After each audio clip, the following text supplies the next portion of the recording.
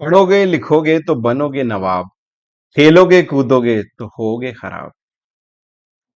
अक्सर ये लाइन आपने बचपन में सुनी होगी, अपने बचपन में या फिर आपने किसी को उसके बचपन में सुनाई होगी। नमस्कार मित्रों, मेरा नाम है नितिन और आप मुझे सुन रहे हैं इस चैनल पर, यूट्यूब पर। उसके लिए बहुत बहुत धन्यवाद। आप लोगों ने अपने जीवन का कीमती समय निकाला मेरी कुछ बातें सुनने के लिए। और इस समय जैसे कि आप जानते ही हैं, ओलंपिक गेम चल रहे हैं। और जैसे कहते हैं ना कि जब 15 अगस्त और 26 जनवरी पर देश में देशभक्ति का वातावरण हो जाता है, उसी तरह से जब ओलंपिक और एशियन गेम्स होते हैं तो अचानक से हमारे अंदर का स्पोर्ट्समैन जाग जाता है या हम उनको अप्रिशिएट करने लगते हैं। और अभी अभी जब ताजा खबर आई कि हमारी एक बहन बेटी कहें, उन्होंने अ, एक कांस्य पदक भी जीत लिया है, 10 मीटर। मधु बाकर जी हैं उनका नाम। उन्होंने बहुत अच्छा देश का नाम रोशन किया। लोग कहेंगे भाई गोल्ड जीते तो और बात थी, अरे उस लेवल तक पहुंचना, उस पोडियम तक पहुंचना ही बहुत बहुत बड़ा अचीवमेंट है। लेकिन मैं क्या सिर्फ उनके बारे में बात करने आया हूँ, मैं कुछ और बात करने आया हूँ, specially sports one hour Nations के बारे में, कि हमारे यहाँ स्पोर्ट्स का स्तर है क्या और क्यों है, और क्या इस को सुधारने के लिए, या हम कहें कि इसमें कुछ हमें टेक अवेज हैं, हम इससे कुछ लर्निंग ले सकते हैं क्या।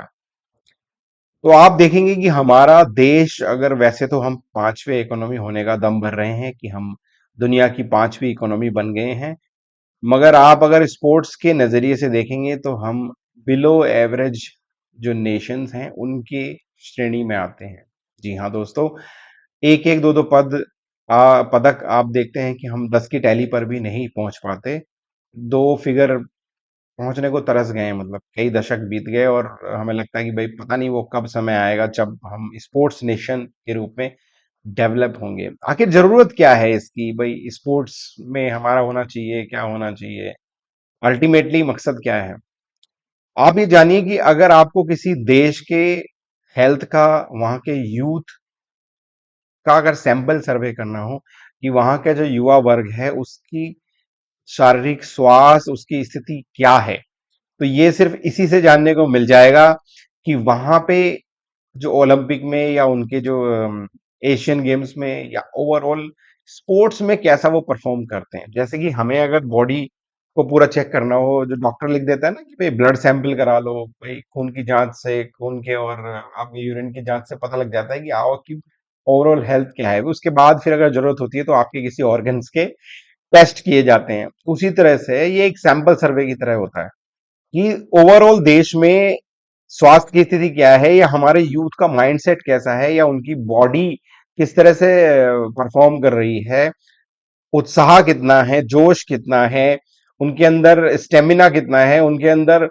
विन और लॉस को सहने की कितनी ताकत है, वो किस तरह से बर्दाश्त कर सकते हैं, कैसे उठ के खड़े हो सकते हैं, कैसे उनके अंदर do not give up attitude develop हो सकता है। तो अगर कहें तो पूरा ओवरऑल यूथ का सर्वे करने का इससे तरीका कोई नहीं हो सकता कि आप ये देखें कि उस देश के युवा की स्पोर्ट्स में परफॉर्मेंस कैसी है।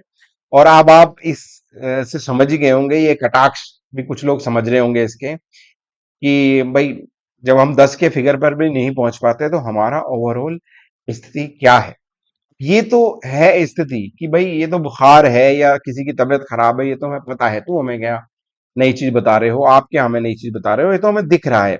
लेकिन क्या हम देखते हुए भी अनदेखी करते रहते हैं? हर जब भी 5 साल बाद, या जैसे जब भी कोई गेम्स वगैरह आते हैं उसी समय हम जैसे जागते हैं, जैसे कि हम नेशनल डेज के आसपास हमारे अंदर का देशभक्ति गुण जाग जाता है, उसी तरह से स्पोर्ट्स में ऐसी क्या स्थिति है जो हम इतनी बुरी स्थिति में हैं। अगर आप सिर्फ हम स्पोर्ट्स की बात करते हैं तो न्यूज में आप देखेंगे तो सिर्फ क्रिकेट की खबरें आती हैं। मैं क्रिकेट के खिलाफ नहीं हूं, बचपन में मैंने भी क्रिकेट खेला है और आज भी मौका मिले तो क्रिकेट खेल सकते हैं। और क्रिकेट में बहुत अच्छा हम लोगों ने प्रदर्शन किया है, हमने एक अपना मुकाम वहां पे हासिल किया है due to the sports culture of cricket. और बीसीसीआई और गवर्नमेंट का भी इसमें योगदान है, और स्पेशली फैन का, क्योंकि जब तक जन क्रांति में कोई चीज ना बदले, जब तक कि पीपल्स का सपोर्ट ना हो, कोई भी स्पोर्ट्स, कोई भी मोमेंटम, कोई भी एस्पेक्ट तरक्की नहीं कर सकता उस देश में। तो लेकिन बाकी खेलों को क्या हो गया? बाकी जो अगर आप देखें एथलेटिक्स में हम कैसे परफॉर्म करते हैं, या आप कहेंगे ओलंपिक में हमारे इतने बुरे स्तर की वजह क्या है? अगर आप फुटबॉल में देखेंगे तो शायद 110 से 120 के आसपास हमारा वर्ल्ड में रैंकिंग आता है। तो अब आप सोच लीजिए 5वें नंबर की इकोनॉमी हमारे देश की है, और हम बड़े बड़े जो स्पोर्ट्स हैं, क्रिकेट को छोड़ दीजिए, उसमें किस स्तर पर आ रहे हैं। तो ऐसा क्यों है? और इस पे हमें चर्चा बिल्कुल करनी चाहिए, हमें समझना चाहिए। सबसे बड़ा तो आप ये देखिए, मैं एक एग्जांपल के साथ बताऊंगा कि सिलेबस में या स्कूल में इसको किस नाम से जाना जाता है। इसको कहा जाता है extra curricular activity. Extra curricular activity यानी कि जो मेन करिकुलम है, जो मेन हमारा सिलेबस है, उसका ये हिस्सा ही नहीं है। जब ये उसका हिस्सा ही नहीं है तो ये परफॉर्मेंस या इस पर फोकस कैसे आएगा? ये तो एक ऐसी एक्स्ट्रा चीज है, जैसे कि आप कहें ना कि भाई साथ में अचार लोगे क्या, या साथ में कुछ और फ्लेवर आपको ट्राई करना है, आपकी मर्जी है, आप ले ना लें, ऑप्शनल चीज हो गई। और ऑप्शनल में भी सबसे बड़ी बात की, क्या बच्चा खेलना नहीं चाहता? अगर बच्चा खेलना नहीं चाहता, एंटरटेन नहीं होना चाहता, तो वो वीडियो गेम भी नहीं खेलता, वो मोबाइल गेम भी नहीं खेलता। आप देखते हैं ना, हम हमारे बहुत सारे पेरेंट्स से बात पूछते हैं कि भाई बच्चे मोबाइल का एडिक्शन कैसे छोड़ें, या घर में ही पड़े रहते हैं, या इन मोबाइल से कैसे निकलें, क्योंकि बच्चा एंटरटेनमेंट चाहता है। जो भी हम जब बचपन में होते हैं तो we want to be happy, resourceful. और सबसे बढ़िया तरीका है स्पोर्ट्स। अगर कोई भी स्पोर्ट्स में आप हिस्सा लेते हैं, पसीना बहाते हैं, भागते हैं, दौड़ते हैं, तो कहें कि इससे खुशी होने का तरीका, one of the best method है ये इंसान के खुश रहने का। तो कोई अगर स्पोर्ट्स नहीं खेल रहा और बिल्कुल किताबी कीड़ा बन रहा है या मोबाइल का कीड़ा बन रहा है, तो ये काफी चिंता की बात है हमारे देश के यूथ की कंडीशंस के लिए। अब एक्स्ट्रा करिकुलर है तो फिर बात कैसे बनेगी? अगर आप स्पोर्ट्स में बहुत सारे अगर आयाम लगाएं, सबसे पहली चीज है, क्या हमारे अंदर वो इकोसिस्टम है? अब इकोसिस्टम से आप समझेंगे कि कोई भी चीज फ्लरिश जब करती है, कोई भी अगर हम कहें बीज जब पेड़ बनता है, तो उसके लिए उसको एक प्रॉपर इकोसिस्टम की आवश्यकता होती है। जैसे मान लो आप कोई पौधा जब लगाते हैं, तो उसको मिट्टी भी चाहिए, उसको पानी भी चाहिए, उसको हवा भी चाहिए, उसको ऑक्सीजन चाहिए, उसको रोशनी भी चाहिए। उसी तरह से अगर स्पोर्ट्स कल्चर डेवलप करने की आप बात करते हैं, तो क्या हमारा देश स्पोर्ट्स इकोसिस्टम को सपोर्ट करता है? तो ये बात तो बिल्कुल सच है कि नहीं करता है। अगर कर रहा होता तो आज हम ओलंपिक और बड़े-बड़े देशों में 1-2-2 मेडल के लिए तरस नहीं रहे होते, और इसको बहुत ज्यादा ढोल नहीं पीट रहे होते। क्योंकि जब हम इसीलिए ढोल पीटते हैं, मैं जो कमाल किया है हमारी बिटिया ने, उसकी क्रेडिट पूरा उनको दे रहा हूं, और उनको बहुत बहुत बधाई देता हूं। मगर ये मैं कहना है कि जब हम होगा ही इक्का दुक्का, तो हम बहुत ज्यादा उत्साहित होंगे, और हम कहेंगे वाह वाह वाह वाह वाह वाह वाह, क्योंकि हमने वो इकोसिस्टम डेवलप नहीं किया कि कम से कम हमारे पास 400-500 मेडल आ सके। 400-500 मेडल की बात क्या, हमारी तो टोटल संख्या ही जो वहां पे पहुंची है ओलंपिक पेरिस में, 113 की शायद संख्या है जो वहां पर पहुंचती है। और आप देखेंगे छोटे छोटे देश जो हैं हमारे मुकाबले, अगर देखेंगे वहां खुद जहां पे हो रहा है, पेरिस, फ्रांस, बेल्जियम, इटली, मतलब 300 से 400, और बाकी देश भी जिनसे हम कंपटीशन चाहते हैं कि इनको हम हरा देंगे, on an average 300-400 athletes total participant वहां पे पहुंचे हैं। तो आप उसी से समझ जाएंगे कि हमने ऑलरेडी पार्टिसिपेशन कितना नीचे रखा है, और हम उस वहां तक पहुंचा ही नहीं पाते। और बस जब इनमें से 113 में से कोई 3-4 लोग कमाल कर देंगे, उनकी क्रेडिट लेने सब पहुंच जाएंगे, गवर्नमेंट से लेके छोटे न्यूज चैनल तक। हम भाई उन कमाल कर दिया, उन्होंने ये कर दिया, उन्होंने वो कर दिया, इनके साथ फोटो खिंचा लो, इनको स्पॉन्सरशिप दे दो, इनको ये करोड़ दे दो। लेकिन जब वो पहले पायदान पे था, जब सीढ़ी दर सीढ़ी वो चढ़ के उस स्तर के लिए तैयारी कर रहा था, तब क्या वो इकोसिस्टम था जो उनको सपोर्ट कर रहा था? आज जब हम पीवी संधू जी, सानिया नेहवाल की तरक्की पे खुश होते हैं, तो हम एक व्यक्ति का नाम भूल जाते हैं जिन्होंने उस इकोसिस्टम को जनरेट करने में बहुत ज्यादा योगदान दिया। जी हाँ, मैं बात कर रहा हूँ नेशनल चैंपियन पुलेला गोपीचंद जी का, जिन्होंने अपनी एकेडमी बनाई, जिन्होंने एक तरह से हैदराबाद में उस इकोसिस्टम को जनरेट किया कि हमें ज्यादा से ज्यादा अच्छे शटलर्स, ज्यादा से ज्यादा बैडमिंटन प्लेयर्स हमें मिले जो बड़े-बड़े लेवल पे परफॉर्म करें, क्योंकि वो खुद एक बैडमिंटन प्लेयर रहे, तो उन्होंने उस बात को देखा कि कैसे उनको संघर्ष करना पड़ता है और क्या-क्या फैसिलिटीज उनको चाहिए। तो पहली बात इकोसिस्टम में सबसे पहली चीज ये आती है फैसिलिटीज, यानी कि इंफ्रास्ट्रक्चर। आप जहां भी रहते हैं अपने आसपास जरा गौर से देखिए कि किस तरह का इकोसिस्टम है किसी स्पोर्ट्स के प्रति। बहुत बड़े बड़े गेम या स्पोर्ट्स की बात मैं नहीं कह रहा हूं, अगर आपको जब टेबल टेनिस, बैडमिंटन या बॉक्सिंग, जिनको बहुत बड़ा अगर देखा जाए तो स्टेडियम इतने जरूरत नहीं है, स्विमिंग, क्या इनकी फैसिलिटीज आपके पास हैं? बड़े बड़े जो हमारे जो शहर हैं जो बड़ी तरक्की कर रहे हैं, वहां देखें तो एक कॉन्क्रीट जंगल के रूप में बदलते जा रहे हैं, क्योंकि रियल एस्टेट इस तरह से वहां पे डेवलप हो रही है और गवर्नमेंट का वहां पे कोई चेक नहीं है। स्पेशली गवर्नमेंट से ज्यादा मैं कल्प्रिट मानता हूं हमारी सोसाइटीज को, जिन्होंने इस तरफ ध्यान नहीं दिया कि भाई हमें स्पोर्ट्स को भी यहाँ पे प्रेफरेंसेस देना होगा। आपके आसपास बच्चों के पास क्या वो सुविधाएं हैं कि अगर वो जाना चाहे फुटबॉल खेलना, क्रिकेट खेलना, टेबल टेनिस खेलना, बैडमिंटन खेलना, इवन मैं कहूंगा अगर इंडोर गेम्स में वैसे भी बात करें, छोटे में, तो कैरम बोर्ड खेलना, चेस खेलना, क्या वो फैसिलिटीज हैं? क्या पूल खेलना, बिलियर्ड्स खेलना, क्या वो सारी सुविधाएं उनके पास हैं? या अब वो सुविधाओं की बात आ जाती है, फैसिलिटीज की बात आ जाती है, उसके बाद आ जाता है क्या वो सपोर्ट सर्विसेज, क्या वो सपोर्ट सिस्टम उनके पास है? जो आपको कोचिज की जरूरत है, जो उनकी गेम की बारीकियां आपको बताएंगे, जो उनको सिखाएं कि भाई क्या करना चाहिए, क्या नहीं करना चाहिए, किस तरह की डाइट आपको किस स्पोर्ट्स के लिए सूट करेगी, किस तरह का डेली रूटीन आपको फॉलो करता है। क्योंकि हमारे कोचेस भी तो उस स्तर के, या मैं कहूं उतने नंबर्स में नहीं है, मैं यहाँ स्तर से ज्यादा दोष दूंगा कि हमारे पास वो नंबर्स में नहीं है। एक अकेला कॉलेज आपका जो फिजिकल एजुकेशन में बीएड कराता है, बीपीएड कराता है, दैट इज लक्ष्मीबाई कॉलेज, जो ग्वालियर का है, जो सिर्फ कोचेस बनाता है, नेशनल लेवल का एक ही है।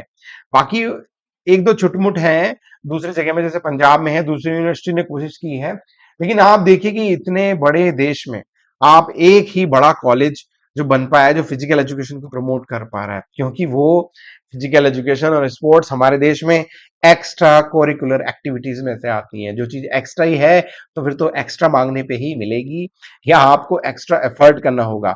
आप अगर ओलंपिक में जो इन लोगों ने प्रदर्शन किया है बहुत अच्छा, अगर इनके आप केस स्टडीज को भी करके जाएंगे, मैं सिर्फ पदक विजेताओं की बात नहीं बोल रहा, जो उस लेवल पे खेले हैं वो भी, participation is also one of the achievement. अगर आप ओलंपिक में खेल पाए हैं, चाहे पदक ना ला पाए कोई भी, आप ये देखेंगे कि या तो इनमें बहुत रिच फैमिली से लोग हैं, जिनके पास अपनी सपोर्ट सिस्टम डेवलप करने के रिसोर्सेस थे, स्पेशली जैसे शूटिंग्स वगैरह, खेलों में जो तरक्की की हैं लोगों ने, उनके पास अपने ही सिस्टम थे। या फिर वो डिफेंस फोर्सेस में, क्योंकि डिफेंस फोर्स में एक इकोसिस्टम मिल जाता है आपको, स्पोर्ट्स में वहां पूरा सपोर्ट किया जाता है आपको। अगर जैसे अभी नीरज चोपड़ा की बात चल रही थी, उससे पहले विजय कुमार जी थे, जिन्होंने सिल्वर मेडल लाए, उससे मुझे कुछ और बात याद आ गई।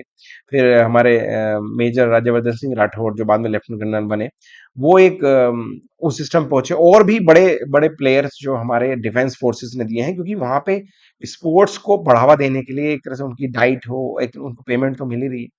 अब आप ये समझिए, पेमेंट से मुझे याद आई कि क्यों सबसे बड़ा कारण है पेरेंट्स और जो हमारा यूथ है वो उधर नहीं जा रहा, क्योंकि इंडिया में सर्वाइवल और लिविंग, अर्निंग लिवलीहुड इतना बड़ा इशू है कि सबके पास पहला प्रश्न ही सॉल्व करने की फुर्सत नहीं है कि भाई अगर मैं खेलूं तो इससे मुझे मिलेगा क्या, व्हाट आई विल अर्न। तो भाई मुझे जब अर्न कर पाऊंगा कुछ, जैसे कहते हैं ना, पेट भर पाऊंगा, तभी तो कुछ बात बन पाएगी। ये ज्ञान भी बेकार है अगर मैं जैसे कुछ बात बताने की कोशिश कर रहा हूं या आप किसी से सुनते हैं, तो अगर विवेकानंद जी ने जैसे कहा था ना कि भूखे पेट को ज्ञान देना उसके सिर में पत्थर मारने के बराबर है, तो अगर किसी का पेट ही नहीं भरा होगा तो वो कैसे किसी चीज को ग्रहण कर पाएगा? तो उसी तरह से अगर अर्निंग लिवलीहुड का ही बड़ा इशू हम सॉल्व नहीं कर पाएंगे तो स्पोर्ट्स को कैसे बढ़ावा मिलेगा? तो सबसे बड़ा इशू ये है। अपोजिशन वैसे तो बहुत चिल्लाती रहती है कि भाई बेरोजगारी भत्ता दे दो और लोगों को इतना न्याय मिलना चाहिए, इतने पैसे मिलने चाहिए, या गवर्नमेंट भी बहुत से जो बाहर जब अपोजिशन में रहते हैं, जब नीति बनाते हैं तो बात बड़ी बड़ी बातें करने में सबको अच्छा लगता है। लेकिन क्या स्पोर्ट्स में खेलने के लिए उनको कुछ इंसेंटिव मिल रहा है कॉलेज लेवल पे, स्कूल लेवल पे, स्पेशली 11th 12th के बाद जब वो एक स्तर पे पहुंच जाते हैं? सबसे पहले तो ग्रास रूट लेवल पे ही चाहिए। जब वो छठी क्लास के बाद, सिक्स क्लास के बाद, जब वो प्राइमरी से निकलता है, वहां पे अगर उसको फैसिलिटीज मिले। आप चाइना की कंपेयर करते हैं, आप चाइना में देखिए किस तरह से स्पोर्ट्स को मैं कहूंगा सपोर्ट करने के लिए किस तरह से बिल्कुल रूट लेवल पे जाके काम कर रहे हैं वो जो छोटे छोटे बच्चे हैं। कुछ चीजों में ओवर ओवर फीडिंग भी चल रही है वहां पे कि जबरदस्ती ज्यादा मेडल लाने के लिए, तो वो अति कहते हैं ना, अति सर्वदा वजते। पर हमारे यहाँ तो नीचे वाली अति है कि बस जब हम क्रेडिट लेने के लिए तो सभी आ जाएंगे सेल्फी खिंचाने के लिए, भाई इन्होंने ये किया, इन्होंने वो किया। और ऐसी बहुत सारी मूवीज वगैरह भी आजकल कुछ ज्यादा ट्रेंड में आई, पिछले कुछ 8 10 सालों में आप देखेंगे कि स्पोर्ट्स के ऊपर बहुत सारी मूवी बन रही है। क्योंकि जैसे ही पूरी सोसाइटी का रुझान आता तो देखो बॉलीवुड भी दोनों काम करने आ जाता है, उस मोमेंटम को भुनाना, क्योंकि उससे मूवी चलेंगी। दूसरा, थोड़ा बहुत प्रमोशन भी मिल जाएगा और उस पर्टिकुलर स्पोर्ट्स में लोग थोड़ा इंटरेस्ट लेंगे और उसमें काम भी कर पाएंगे। तो अगर कोई प्राइवेट इंस्टीट्यूशंस या सोसाइटीज अपने आसपास डेवलप करके कोई इंफ्रास्ट्रक्चर फैसिलिटीज डेवलप करें, तो गवर्नमेंट या बाकी लोगों को चाहिए कि उनको पूरा सपोर्ट प्रोवाइड करे, एटलीस्ट सब्सिडाइज आइटम्स उनको मिल जाएं, जिससे कि वो ज्यादा से ज्यादा स्पोर्ट्समैन जनरेट कर पाए रूट लेवल पे। जब आपको कॉलेज लेवल पे अच्छे स्पोर्ट्समैन मिलेंगे, तभी आप नेशनल लेवल या international level, even Olympic level तक के प्लेयर आपको मिल पाएंगे। बीच में वो बात अधूरी रह गई जो कैप्टन, जो मिस्टर विजय कुमार सर से थी, आई थिंक सूबेदार सूबेदार हवलदार सर थे वो, बाद में उनको ऑनरेरी कैप्टन बनाया गया। तो कितनी विडंबना मैं कहूंगा इस बात की कि हमारे शायद डिफेंस फोर्सेस में भी कुछ चीजों जैसे कहते हैं ना, नियम नहीं है। तो नियम नहीं है तो नियम बना देना चाहिए।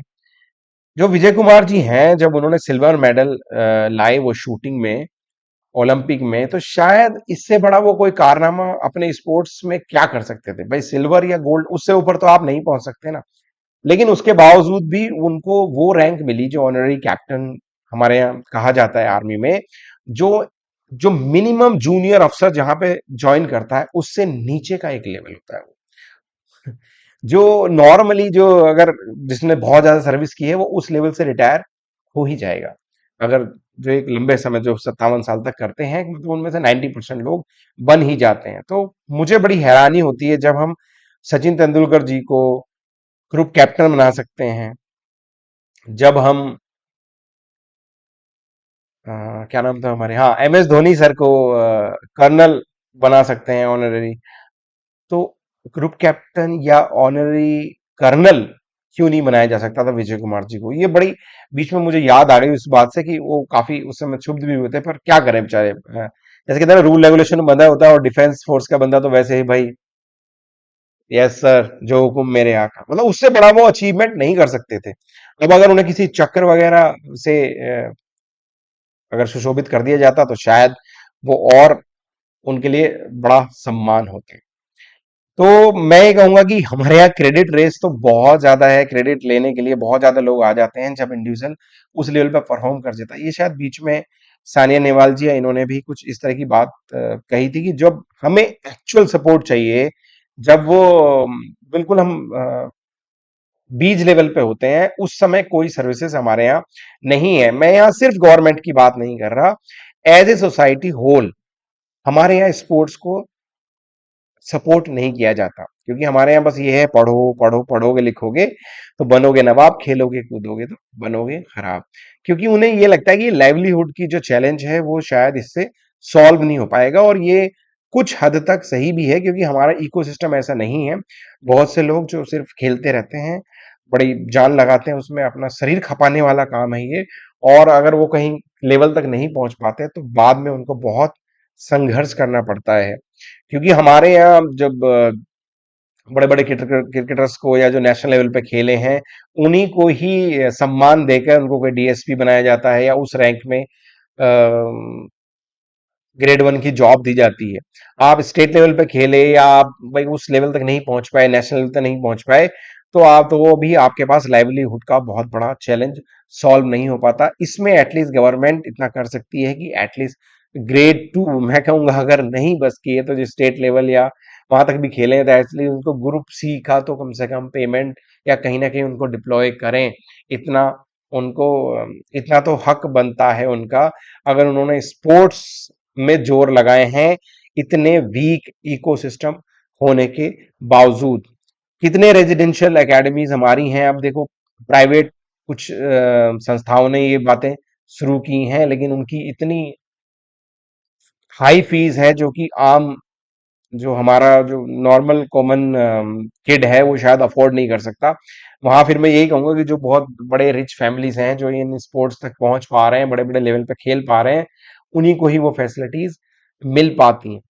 ओवरऑल लॉस क्या है? ओवरऑल लॉस यही है कि आपकी ओवरऑल हेल्थ डाउन होती है, आपकी ओवरऑल यूथ का जो फोकस है वो डिस्टर्ब होता है, और ओवरऑल हैप्पीनेस इंडेक्स डाउन चला जाता है। हैप्पीनेस इंडेक्स, बिल्कुल, ये directly happiness is proportional to your sports culture in the nation. तो कितना जरूरी है स्पोर्ट्स आपके इसमें।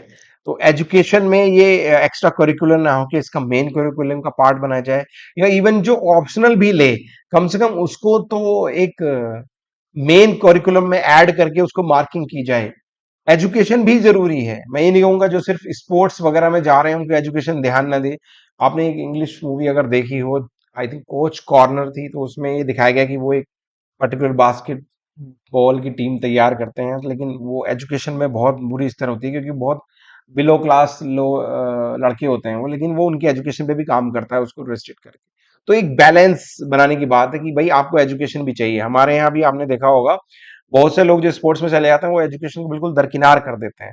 वो हो सकता है कि एक लेटर भी ना लिख सकें, मेल भी ना लिख सकें। मैंने खुद देखा है ये, बहुत से जो पुलिस और डिफेंस फोर्सेस में चले जाते हैं, मतलब उनको साइन करने में, लेटर भेजने में, एक मेल लिखने में, कुछ फॉर्म भरने में दे स्ट्रगल। तो ये एक तरह से उनका नेगेटिव पॉइंट है, वो सोच रहे हो कि नहीं हम तो स्पोर्ट्स कर लिया भाई। और स्पेशली ये हमारे कुछ पर्टिकुलर स्टेट्स वगैरह से ज्यादा हैं जो बहुत मीठा बोलते हैं आप समझ गए होंगे। हाँ, इससे मुझे और बहुत बढ़िया एक चीज याद आई कि आप देखेंगे तो हरियाणा का बहुत बड़ा कंट्रीब्यूशन है नेशनल लेवल पे और इंटरनेशनल लेवल पे आपके मेडल्स लाने में। तो क्या वहीं के लोग विशेष हैं इस तरह का कमाल करने में? क्योंकि इंडिया के पास इतना हाई डिविडेंड्स हैं, ज्योग्राफिकल डिविडेंड्स होने की वजह से, कि आपके पास जम्मू कश्मीर से लेकर कन्याकुमारी तक और गुजरात के बिल्कुल एक्सट्रीम नलिया बॉर्डर से लेके नॉर्थ ईस्ट के मेघालय तक आपको डिफरेंट काइंड ऑफ पर्सनैलिटी मिलेंगी जो अलग अलग स्पोर्ट्स में कमाल कर सकती हैं। जैसे कि आप अगर बॉक्सिंग की बात करते हैं, रेसलिंग की बात करते हैं, ये यहाँ पे जो कल्चर है स्पेशली नॉर्थ इंडिया में, पंजाब जो हरियाणा की जो बेल्ट है यहाँ की मिट्टी में वो बात है कि आपको यहाँ पे बॉक्सिंग, रेसलिंग, वेट लिफ्टिंग इस तरह के प्लेयर बहुत अच्छे प्राप्त हो सकते हैं। तो आपको यहीं पे ही बड़ी बड़ी इस खेल को प्रमोट करने वाली बड़ी बड़ी यूनिवर्सिटीज बनानी चाहिए। अगर गवर्नमेंट नहीं कर सकती तो थोड़ा सा जो थोड़े धनाढ्य लोग हैं, तो corporative culture we need to develop, कि वहां पर वो कॉर्पोरेटिव कल्चर डेवलप हो जाए और वहां पे डेवलप करें। उसी तरह से जो पहाड़ी हमारे लोग हैं, उत्तराखंडी हैं और नॉर्थ ईस्ट के लोग हैं, ये बहुत जहां पे मतलब फिटनेस की बात आ जाती है, स्पेशली स्टेमिना की बात आ जाती है, दे आर वेरी गुड। वहां पर वो कमाल कर सकते हैं। स्पेशली जैसे फुटबॉल वगैरह की बात आ रही है कि भाई हमें, आपने देखा ही है बाईचिंग भूटिया जी जो इतने बढ़िया प्लेयर रहे, हमारे छेत्री जी हैं, ये इंटरनेशनल लेवल पे सिर्फ इसलिए नहीं खेल पाए क्लब में क्योंकि आपके इंडिया का जो स्तर है वो उसका इतना लेवल कम है। अब देखो ये रेसिज्म वहां फॉलो हो रहा है इस तरह से कि आपका देश का अगर रैंकिंग ये है तो आपको उस क्लब में खेलने नहीं दिया जाएगा, सिर्फ इस वजह से वो नहीं खेल पाए। तो आपको जरूरत है नॉर्थ ईस्ट में इस तरह के बड़े बड़े इंस्टीट्यूशन डेवलप करने के।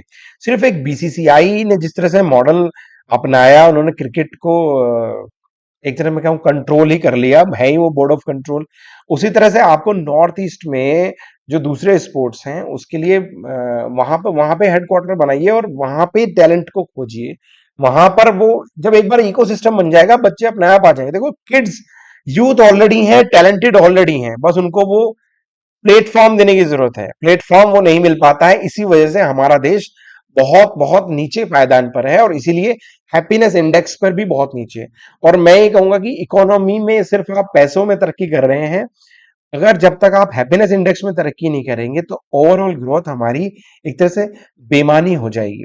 सिर्फ आप मूवी बनाने से, कुछ मैरी कॉम के ऊपर, साइना नेहवाल के ऊपर, और जैसे फुटबॉल में या 83 कुछ मूवीज वगैरह बना के, साक्षी मलिक जी के ऊपर बनी, सॉरी मैं कह रहा हूँ जो फोगाट सिस्टर्स के ऊपर, तो उन्होंने तो कैश इन कर लिया। देखो बॉलीवुड हमेशा, या जो मार्केटिंग जो टीम होती है ना, ये हमेशा कैश इन करने के लिए इंतजार में रहते हैं। तो ये तो कमाल करने को तैयार बैठे ही हैं। उनको तो चाहिए कि आप वहां पर कोई तरक्की मिले। जिस तरह का मीडिया मीडिया का काम ही ये है, जैसे तरक्की हुई उसको अपना इनकैश कर लो। कॉज एंड इफेक्ट है, आपको वो इकोसिस्टम वो डेवलप करने की जरूरत है। तो सबसे पहले आपको करिकुलम पे ध्यान देना पड़ेगा। अब ये गवर्नमेंट ही कर सकती है। पेरेंट्स की तरफ से मेरा अनुरोध रहेगा कि अपने बच्चे को जरूर खेलने दें, कोई भी खेल वो खेल खेले, लेकिन उसे पसीना बहाने की जरूरत है, उसको स्पोर्ट्स में इन्वॉल्वमेंट की जरूरत है, तभी वो मोबाइल से भाग पाएगा। जैसे कहते हैं ना, कोई बच्चा एक चीज नहीं छोड़ रहा, एक चीज नहीं छोड़ रहा, जो आजकल सबसे ज्यादा बच्चों की शिकायत, पेरेंट्स की शिकायत है कि मोबाइल नहीं छोड़ रहा, मोबाइल नहीं छोड़ रहा। तो आपको इससे कुछ वैल्यूएबल चीज उसको देनी होगी। दूसरी वैल्यूएबल चीज जब ये इसको मिल जाएगी तो ये इसे छोड़ देगा। और ये स्पोर्ट्स में संभव है, क्योंकि वहां पर उसकी बॉडी पूरी इन्वॉल्व होती है। यहाँ तो सिर्फ वो दो उंगलियों वाला गेम खेल रहा है। और हमारे बहुत सारे स्पोर्ट्स पर्सनल भी उसको प्रमोट करते हैं, जो कि बहुत ही खराब चीज है। लेकिन अब जो करते हैं तो करते हैं भाई, कंपनीज उनके पास आ रही हैं।